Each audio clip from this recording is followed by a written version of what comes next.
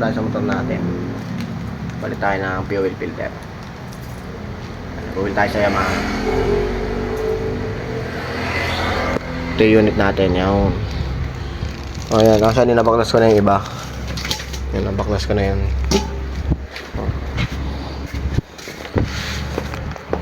10,000 nagpapalit ako nito.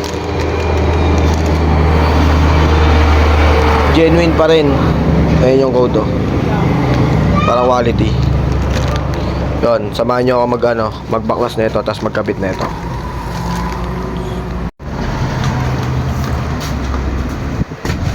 Yo, sorry, medyo maano yung background natin, ha.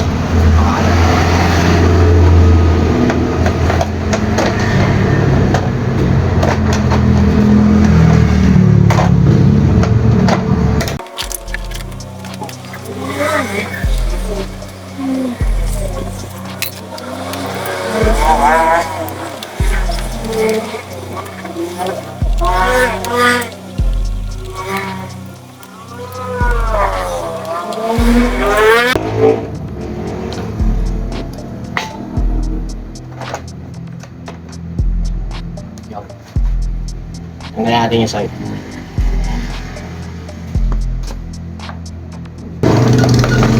So, 0.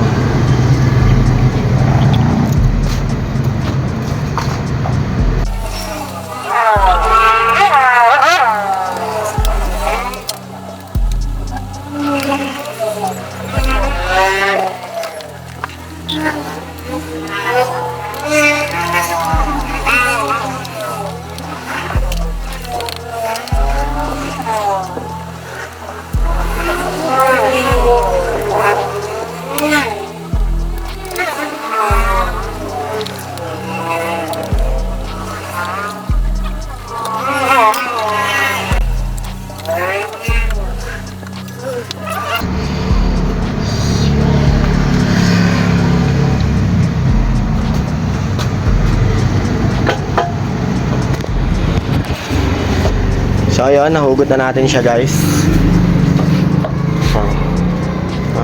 So tatanong, kala nyo naka-ECU ako? Hindi, stock lang yan. Ayan, dating gawin. Pag madumi, malikabok, punasan na natin yan. Oh, wow! Siyempre, binuksan mo na rin din naman. Siyempre, bago mo ikabit, ibalik, sama mo na itong paglilinis ng chassis. Diba? Para makita din natin yung mga kondisyon ng chassis natin. Yan. Mga wirings yan.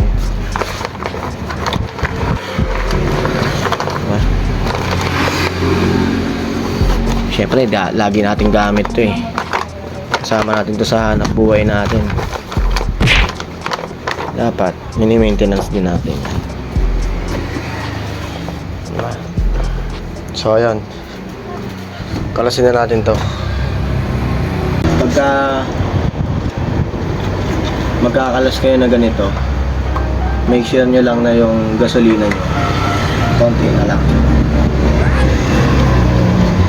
para para hindi siya i-drain na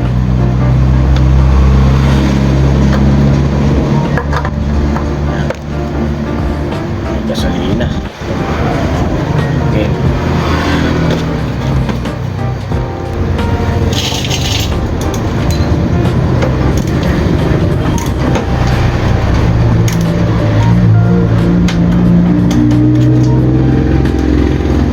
Ako na lost thread local. Ito gagamitin natin yung flower type. Sana gumana.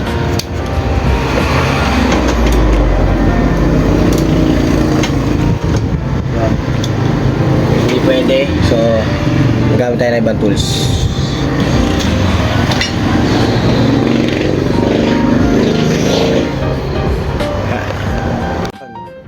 Hindi natin matanggal, so pupunta tayo sa tropa natin, may motor shop. Na-lost rin yung mga tools natin, ng mga local kasi. Yun, punta tayo sa tropa natin.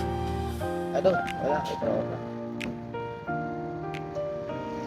Boss, may istorbo nga ako. Pero mga akong alit. Okay lang pa.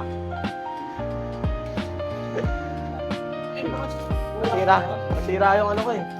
Nasira yung alin. Yan na.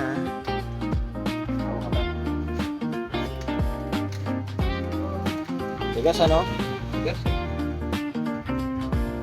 Yon, dali. Nakabit na natin. Pagpalit na tayo.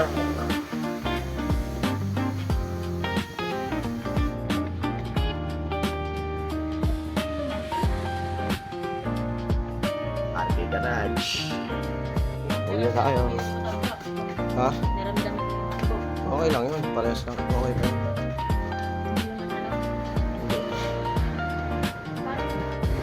Yon. Kabitan na.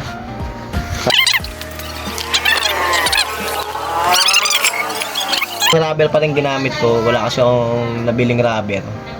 Yung dating nabili ko kasi meron. Yung nabili ko ngayon wala. So buti na lang wala siyang leak.